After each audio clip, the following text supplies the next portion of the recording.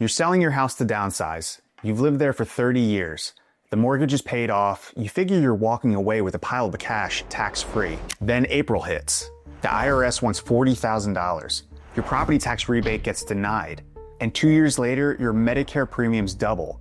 That's not three separate problems. That's a chain reaction, and it's what I call the downsizing tax bomb. 4 different costs that hit Pennsylvania retirees, and 2 of them don't show up until years after you close.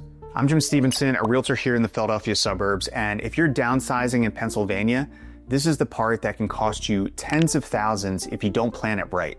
Now look, I'm not a CPA, I'm not a real estate attorney, I'm just a dumb realtor who's seen these scenarios play out with a lot of my clients over the years. So this isn't tax advice, this isn't legal advice, it's just the patterns that I keep seeing that catch people off guard who thought they really had it all figured out. Look, most people think selling your home is tax-free, and for a lot of folks it is. But there are 4 separate traps that can hit you in the same year, and Pennsylvania has its own quirks that make this different from what you'll read about online. Here's what actually happens. The federal government gives you an exclusion. If you're single, you can exclude up to $250,000 of gain. If you're married filing jointly, it's $500,000. That sounds like a lot.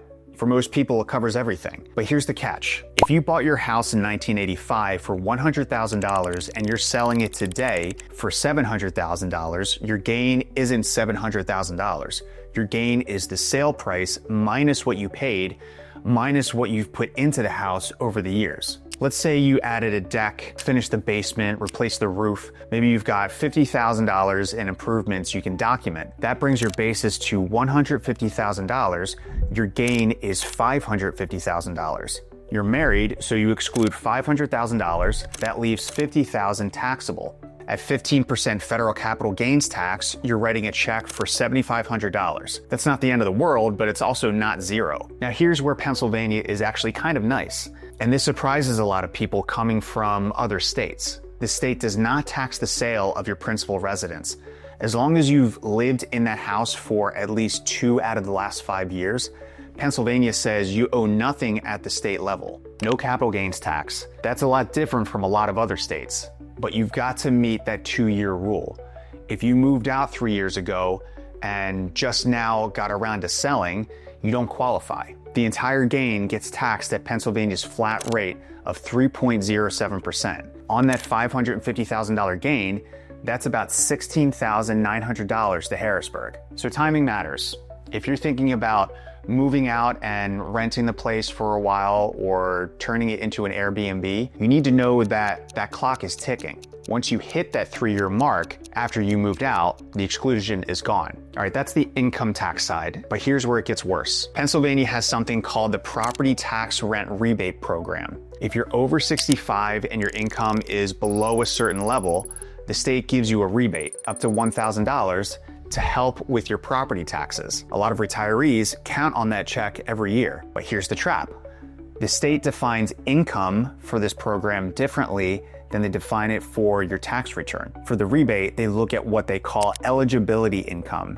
And eligibility income includes the non-taxable gain on the sale of your home. Let me say that again. Even if your home sale is completely tax-free under federal and state law, you still have to add that gain to your income when you apply for the property tax rebate. So let's go back to that couple with the $550,000 gain. Normally their income is maybe $30,000 a year. Social Security, small pension, they've been getting the rebate every year, no problem. The year they sell the house, their eligibility income jumps to $580,000. They're way over the income cap. No rebate, they lose $1,000 that they were counting on. And if you want help thinking through the timing of your sale, when to list, how to coordinate with your CPA, and what to watch out for before you sign anything, book a call using the link in the description or grab my free Philadelphia Suburbs relocation guide using the QR code on screen. Now, that rebate trap is a 1-year thing. The next year, your income drops back down and you qualify again, but it's still a surprise if you're not expecting it. Here's a strategy. If you're planning to sell in late 2026 and you've already paid your property taxes for the year, push the closing to January 2027. The gain shows up on your 2027 tax return not your 2026 return. You still get your 2026 rebate, you lose the 2027 rebate, but by then you might be renting or in a smaller place where property taxes aren't as big of a deal. It's not always possible, but if you can control the timing, it's worth an extra $1,000 in your pocket. All right, now we're getting into the federal traps, and these are the ones that blindside a lot of people. I call these the shadow taxes because that capital gains tax we just talked about is just the tip of the spear. When you trigger a one-time income spike like that, it activates two separate surcharges that most retirees don't even know exist until the bills arrive. The first one is called the net investment income tax. It's a 3.8% surtax on investment income if your income is above certain thresholds. For married couples filing jointly, the threshold is $250,000. For singles, it's $200,000. Most retirees are nowhere near that in a normal year. But the year you sell your house, you might be. Let's say you're a married couple. Your normal income is $100,000 a year. Pensions, Social Security, some interest and dividends. You sell the house, you've got $150,000 of taxable gain after the exclusion. Your total income for the year is now $250,000. You're right at the threshold. If you go $1 over, you start paying that 3.8% surtax on the amount above $250,000. If your income hits $300,000, because of the sale, you're paying 3.8% on $50,000. That's $1,900. It's not a huge number, but it's on top of the capital gains tax you're already paying. And it's a surprise if you're not expecting it. The good news is it only applies to the taxable portion of your gain. The part you excluded under that $500,000 rule doesn't count. So if your entire gain is under the exclusion, you don't pay this surtax at all. But if you're over, you need to plan for it. And here's the thing. Most CPAs will catch this, but a lot of retirees don't talk to their CPA before they sell. They talk to them after, but by then it's too late. Now the last trap. This one's the worst because it doesn't show up on your tax return. It shows up in your mailbox 2 years later. It's called IRMAA, Income-Related Monthly Adjustment Amount. It's a surcharge on your Medicare Part B and Part D premiums if your income was high 2 years ago. Here's how it works. Medicare looks at your tax return from 2 years prior. If your income was above certain levels, they raise your premiums. For 2026, the first threshold for married couples is $218,000. If your income in 2024 was above that, your Medicare premiums in 2026 go up. The standard Part B premium is about $203 a month. If your income was between $218,000 and $274,000, it jumps to $284 a month. That's an extra $81 a month per person. For a couple, that's about $1,944 for the year. If your income was higher, the surcharge is bigger. At the top bracket, income above $750,000 for a couple, you're paying $690 a month for Part B. That's over $400 more than the standard premium. So here's the scenario. You sell your house in 2026, you've got a big gain. Your income for 2026 is $300,000. 2 years later, in 2028, your Medicare premiums spike. You're paying an extra $2,000, maybe $3,000 for that year. And here's the thing. You can't appeal it. Medicare has a form you can file if you had a life-changing event like retirement or divorce, but selling your house is not a qualifying event. If the income was legitimately high on your tax return, the surcharge sticks. The only way around it is if the sale happened in the same year you retired. Then you can argue that your future income will be lower because you stopped working. But if you retired 5 years ago, and you're just now selling the house, you're stuck with the surcharge for 1 year. The good news is that it's temporary. The next year, your income drops back down and your premiums go back to normal. But for that 1 year, you're looking at an extra $2,000 to $3,000 you weren't expecting. And it shows up exactly when you're trying to settle into your new budget. So let's put this all together. You sell your house, you've got a gain above the exclusion, you pay federal capital gains tax on the excess, maybe 15%. You might pay the 3.8% surtax if your income crosses $250,000. You lose your Pennsylvania property tax rebate for that year, and 2 years later, your Medicare premiums go up. That's 4 separate hits, and none of them show up on the settlement statement when you close. Now, here's what you need to do before you list.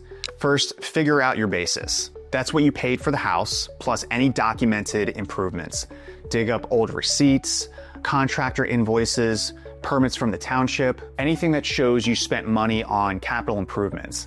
Not repairs, but actual improvements that added value or extended the life of the house. Every dollar you can add to your basis is one less dollar of taxable gain. Second, if you bought your house before June 1st, 1971, there's a special rule in Pennsylvania. You can use the fair market value of the house of that date as your basis instead of what you originally paid. So if you bought the house in 1965 for $20,000, but it was worth $45,000 by 1971, you can use $45,000 as your starting point. That shields an extra $25,000 of gain from Pennsylvania tax. It doesn't affect federal tax, but it's a big deal if you don't meet the 2-year rule and the gain becomes taxable in PA. And here's a quirk nobody catches. If your sale price falls between your original cost and that 1971 value, let's say you bought for $15,000, it was worth $30,000 in 1971, but you're selling in a down market for $25,000, Pennsylvania says you have neither a gain nor a loss. You can't claim the loss, but you don't pay tax on the gain over your original costs. It's mandatory. Most CPAs don't even know to check for this. Most retirees don't know about this. Their CPA might not even think to ask. But if you've been in your house since the 60s or early 70s, it's worth researching. Third, talk to a CPA before you list, not after you close. Run the numbers. Figure out what your taxable gain is going to be. Figure out if you're going to cross the IRMAA thresholds. If you're right on the edge, maybe you delay taking a big IRA distribution that year, or you push the sale to a different calendar year. Timing matters, and once you've signed the agreement of sale, it's really too late to change the year. Fourth, if you're getting the property tax rebate, know that you're probably going to lose it the year that you sell. Budget for that. Don't count on that $1,000 check to cover your property taxes at closing. And fifth, if you're selling to a family member for less than market value, be very careful. Pennsylvania calculates the realty transfer tax based on either the sale price or the assessed value times a multiplier, whichever is higher. If the assessed value is $200,000 and the multiplier is 3.25, the state is going to tax you on $650,000, even if you only sold it for $400,000. There's an exemption if you're selling to your child or grandchild, but if you're selling to a niece, nephew, sibling, or a trust, that exemption doesn't apply. You need to structure it right, or you're going to pay transfer tax on money you never received. Now, before we wrap up, let me give you one more thing to think about. It's the decision almost nobody models properly.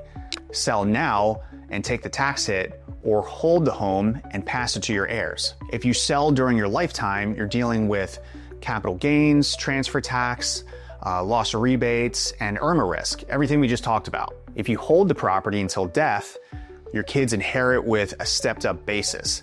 That wipes out the capital gains entirely, but they'll pay Pennsylvania's 4.5% inheritance tax on the full value. For a lot of families, that 4.5% inheritance tax is actually cheaper than the combined tax bomb of selling during life. This isn't just emotion, it's really pure math, and it's worth running the numbers with someone before you make that call. So here's the bottom line. Most downsizing sales in Pennsylvania are tax-free at the state level, and a lot of them are fully tax-free at the federal level too. But the ones that aren't can hit really hard, and the traps, the rebate loss, the IRMAA surcharge, those aren't on anyone's radar until it's really too late. If you plan ahead, you can avoid most of this.